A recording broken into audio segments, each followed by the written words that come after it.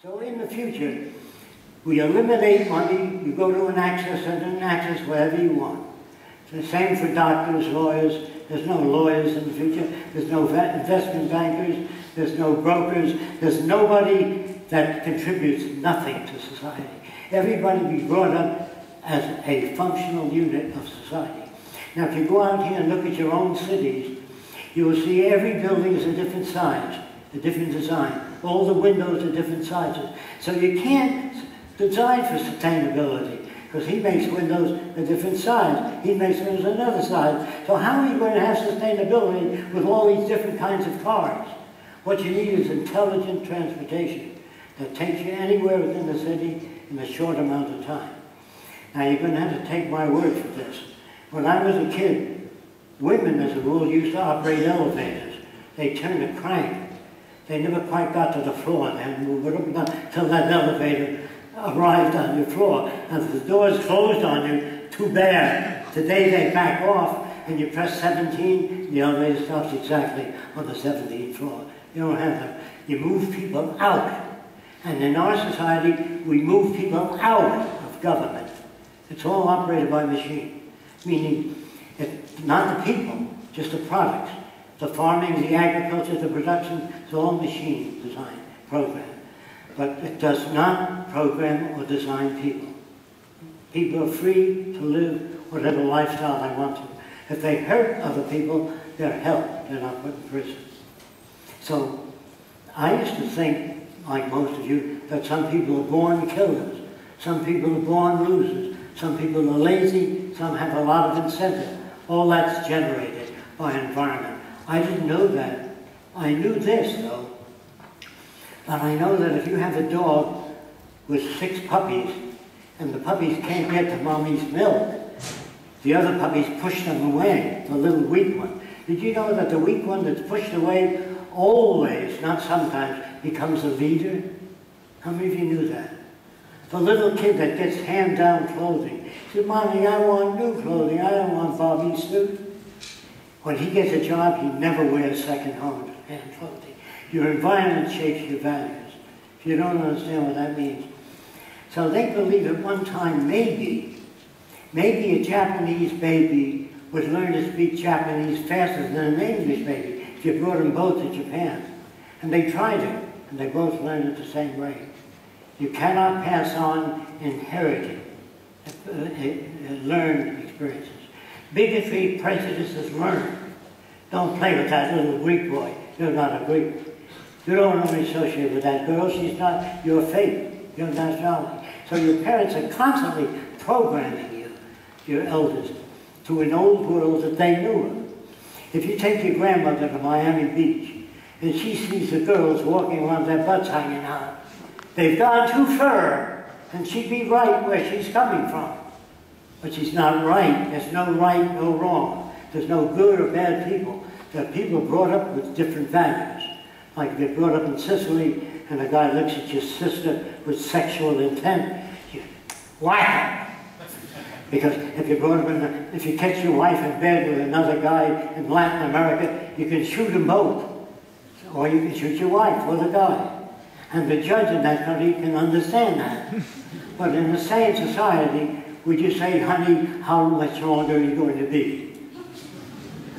And then you say, where is it that I'm not meeting your needs? Do you understand? People don't talk like that. They don't even think like that. You see, will you let that guy say that? When I was a kid, all movies, there were no problem solving. There were 2 guns the guy pulled out, and he solved his problems right away by shooting those he didn't agree with.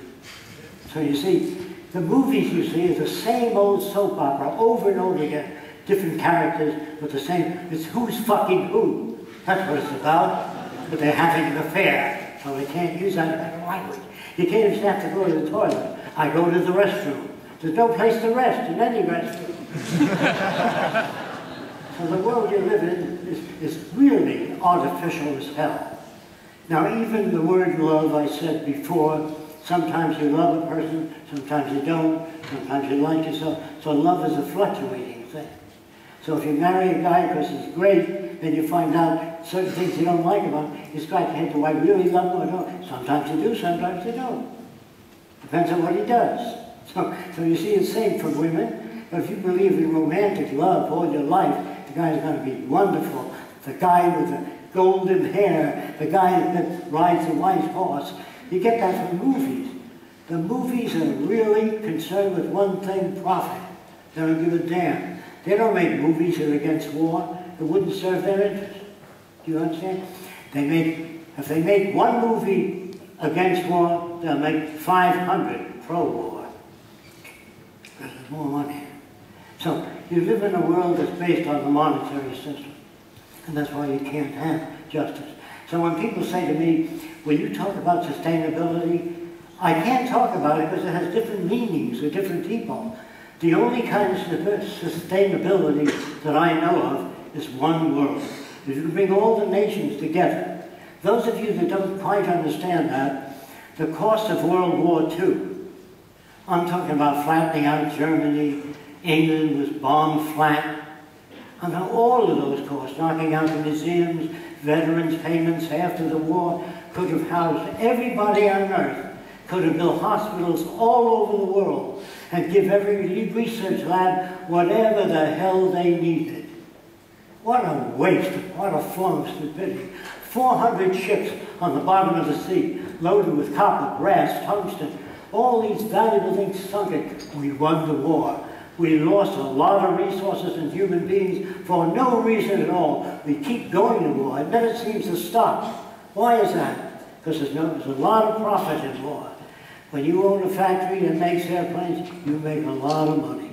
That's why I said, in times of war, if there was total conscription of men, machines, and they told you to buy war bonds, that'll bring Johnny home faster. Well, if money and your bonds bring Johnny home faster, why not conscript all the money of all the banks and bring Johnny home fast? Because there's no profit in it.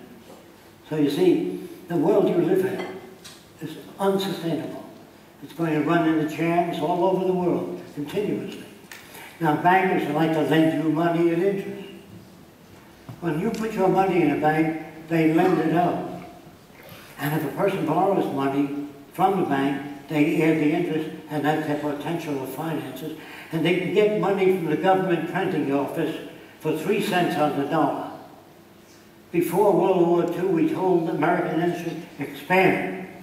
And they said, hell no, what are we going to do with a big plant after the war? So they taxed the American people, their money, to expand all the war plants, then gave it to them for 3 cents on the dollar.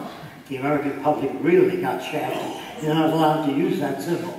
But they don't even know they're shafted. They think somehow government money is used. They don't know that government money is your money. And the government lives on your money. But they try to condition you to think they're great politicians. Well, that's part of the crime. So that's why I say we won't make the history books in the future. The people of the future will be so different. The children will never be given books like Cinderella or Dickie Dare and the Sheep. On the way I met a cow, the cow said moo moo, then I met a sheep, it said ba ba. Well, that's, you fill the kid's head with that kind of crap, what do you expect? Then you fill him with religion, God loves you. And when a hurricane comes, it doesn't go over the church, it blows the church away too. And if it's a bus full of nuns, it doesn't go over or around that bus, it blows that bus away. It says, it's the will of Allah. You know, or it's God's will, depending on the way you're brought up. If I designed a bridge and it caved in, it's the will of Allah. It's your math that's off, buddy. You can't get away with that kind of religious crap. Or the Lord acts in strange ways. If I say the bridge acts in strange ways, I can't get away with that. So science is not perfect. It's just closer approximations of reality. That's all. When he says, I talk to God, there are a lot of people that think God talks to them, or they talk to God. They can't even talk to Einstein. They can't even talk to a lawyer or a doctor about medical problems. How are they going to talk to God? Just imagine, I'm not Arthur C. Clarke, but I'm just saying, there are many scientists that believe that someday extraterrestrials will come here.